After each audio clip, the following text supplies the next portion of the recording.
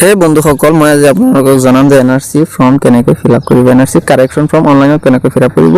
মই ষ্টেপ বাই ষ্টেপ আপোনালোকক কম, আপোনালোকে চাই থাকক। গোটেইখিনি নাচালে আপুনি বুজি নাপাব। প্ৰথমে আপোনাৰ মোবাইল বা কম্পিউটাৰ শ্ৰম ব্ৰাউজাৰটো অপেন কৰিব। শ্ৰম ব্ৰাউজাৰটো অপেন কৰাৰ পিছত আপুনি ইয়াত আপোনাৰ এনআৰসিৰ যিটো কাৰেকশ্যন ফৰ্মৰ ৱেবছাইটটো লিখিব। ইয়াত draftcorrect.in, ইয়াত draftcorrect.in ক্লিক কৰিব। ড্ৰাফট ইন ক্লিক কৰাৰ পিছত আপোনাৰ এটা পেজ খোল খাই যাব। এইটো পেজ খোল খাই যাব, এইটো ভালদৰে পঢ়িব।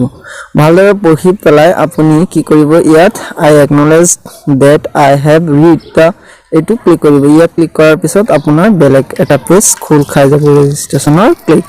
এতিয়াৰ পিছত আপোনাৰ এনেকুৱা এটা পেজ ইনষ্ট্ৰাকশ্যনৰ পেজ খোল খাব। তেতিয়া আপুনি কি কৰিব, ইনষ্ট্ৰাকশ্যন পেজটো ভালদৰে পঢ়ি ওপৰত টানিব। ওপৰত টানিলে আপুনি ইয়াত ৰেজিষ্টাৰ যিটো আছে ৰেজিষ্টাৰত ক্লিক কৰিব।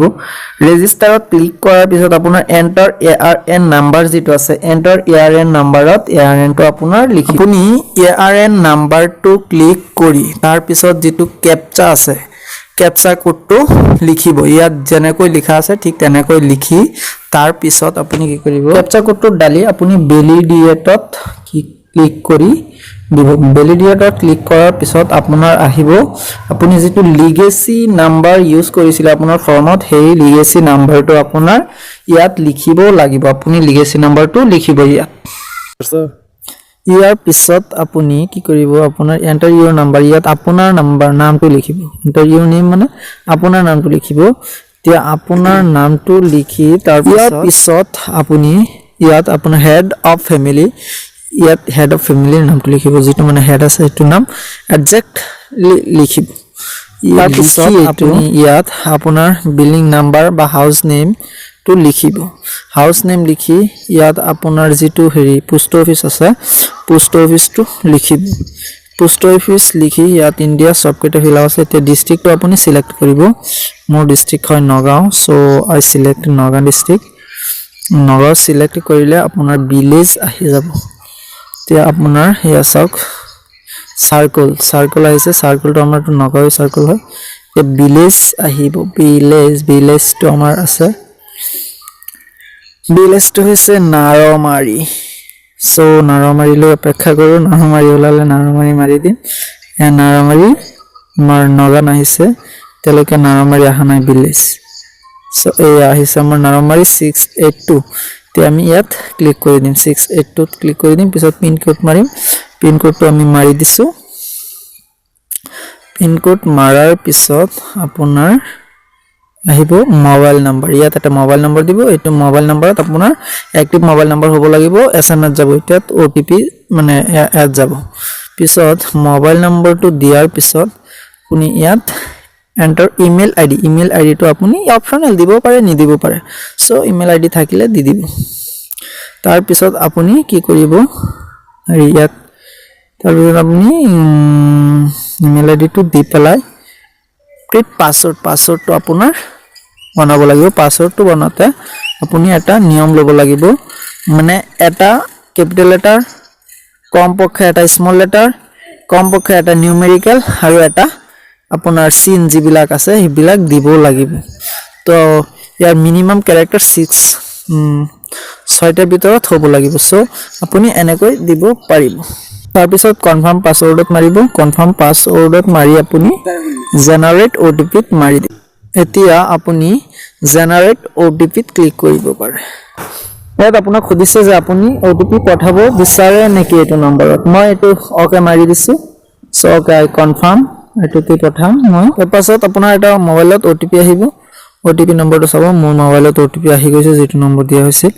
মই OTP কোডটো মাৰিছোঁ। OTP মাৰি আপুনি ছাবমিটত ক্লিক কৰিব পাৰে। আৰু যদি আপোনাৰ OTP নাহে তেতিয়াহ'লে ৰিচেণ্ট OTPত মাৰিব পাৰে। মোৰ OTP আহি গৈছে, চ' মই ছাবমিটত ক্লিক কৰি দিছোঁ। এয়া ছাবমিট ক্লিক কৰিছোঁ। এতিয়া চাওক ওলাই আছে। এতিয়া এয়া চাওক আপোনাৰ এইটো ৰেজিষ্ট্ৰেশ্যন ফুল ছাকচেছফুল হৈ গ'ল। তাৰপিছত আপুনি আকৌ যিটো মেইন ৱেবছাইট আছে তাত যাব। তাত গৈ পেলাই লগইনত আকৌ আই একনলেজমেণ্টত ক্লিক কৰিব। আই একনলেজমেণ্টত ক্লিক কৰাৰ পিছত আপুনি এতিয়া লগইনত ক্লিক কৰিব। আগতে ৰেজিষ্ট্ৰেশ্যন ক্লিক কৰিছিলে, এতিয়া লগইনত ক্লিক কৰিব। লগইনত ক্লিক কৰি ইয়াত আপোনাৰ মোবাইল নম্বৰ, যিটো মোবাইল নম্বৰ দিছিলে মোবাইল নম্বৰটো মাৰিব।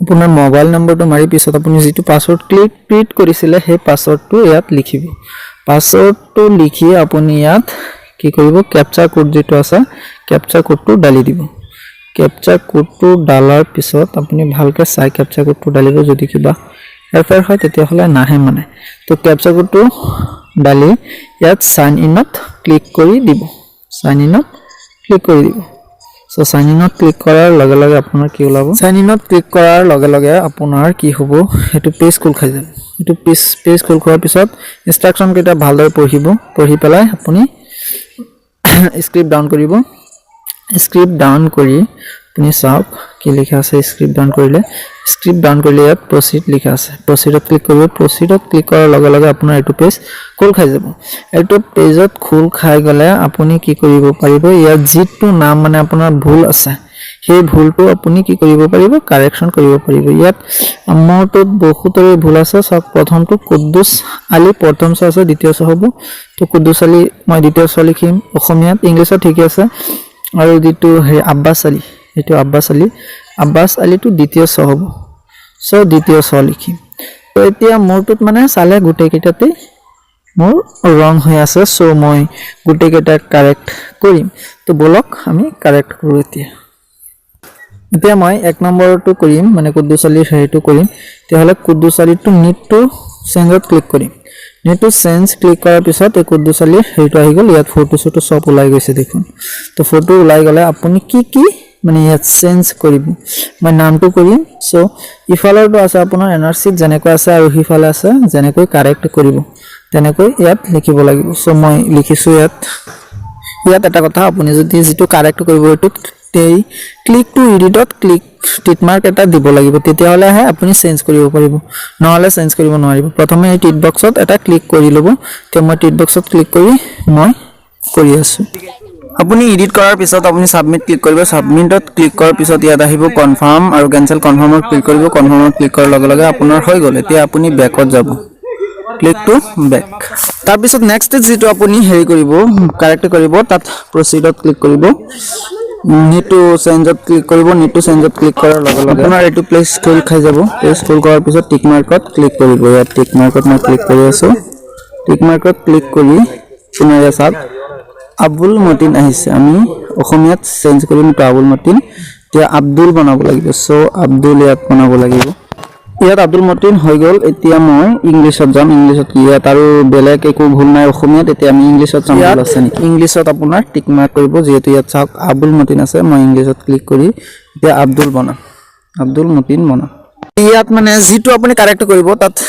টিক বক্সত টিক মাৰ্ক মাৰি আপুনি ক্লিক কৰিব সব গুটে কেটা কৰিব পাৰিব ইয়াত তাৰ পিছত আপুনি ইয়াত স্ক্ৰিপ্ট ডাউন কৰি কনফাৰ্মত সাবমিটত ক্লিক কৰিব কনফাৰ্ম কৰাৰ পিছত আহিব এটো আপোনাৰ ডাটা আপলোডেড ইয়াত আপুনি কেতিয়াও এস নামাৰিব ইয়াত ক্লিক কৰিব নো বুলি ক্লিক কৰাৰ পিছত আপোনাৰ আকৌ এই আগৰ পেজটো খোল খাই যাব নেক্সট আপুনি কনফাৰ্ম কৰিব পাৰিব যদি আপুনি নো মাৰি দিয়ে তেতিয়ালে আৰু কৰিব নোৱাৰিব ডাইৰেক্ট সাবমিট হৈ যাব নেকৈ আপুনি সব কেটা হেৰি কৰি কাৰেক্ট কৰি ইয়াত ৰিসিভ জেনাৰেটত ক্লিক কৰি দিব ৰিসিভ জেনাৰেটত ক্লিক কৰিলে আপুনি এটো বেস খোল খালে ইয়াত আপুনি টিক মাৰ্ক দিব টিক মাৰ্কটো পিছত দিব লগা হল মই আগত দি দিছো এইকেটা ভালদৰে চাই চিতি লব চাই চিতি আপুনি কি কৰিব এটো অসমীয়াত হৈ গল এতিয়া আপুনি ইংলিশত এই ওপৰটোত ক্লিক কৰিলে ইংলিশ আহিব ইংলিশত আহিলে ইয়াত ইংলিশত টিক মাৰ্ক দিব শুদ্ধ হলে টিক মাৰ্ক দি পেলাই ইয়াত আপুনি কি কৰিব পিছত